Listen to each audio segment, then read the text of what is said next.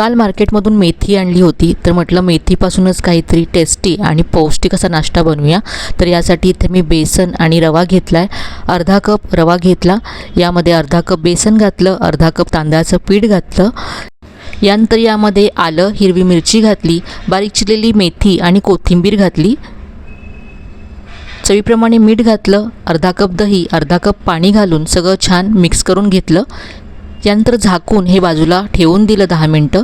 मधल्या वेळामध्ये इथे मी यामध्ये घालण्यासाठी फोडणी तयार केली आहे। 1 मोठा चमचा तेल गरम केलं, यामध्ये मोहरी, जिरं, कढीपत्ता घातला आहे, हिंग घातला, सफेद तीळ घातले आणि 2 चमचे शेंगदाण्याचं कूट घातलं। सगळं छान परतून घेतलं आहे। ही मस्त अशी फोडणी तयार झाली आहे। ही फोडणी आता या मिश्रणामध्ये घालायची आहे।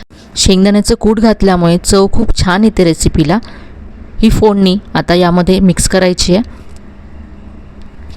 नाश्ता थोडासा हलका होण्यासाठी यामध्ये मी चिमूटभर बेकिंग सोडा घातला आहे, जो पूर्णपणे ऑप्शनल आहे। बेकिंग सोड्याशिवाय सुद्धा तुम्ही ही रेसिपी बनवू शकता। इथे मी गॅसवरती कढई गरम करत ठेवली, यामध्ये तेल घातलं, मोहरी, तीळ घातले, थोडासा कढीपत्ता घातला, यावरती 2 चमचे हे मिश्रण घातलं आणि मंद फ्लेमवरती झाकण ठेवून हे मी 2 ते 3 मिनटं भाजून घेतलं आहे। तर हा इन्स्टंट मेथीचा हांडवो बनवतो आहे आपण।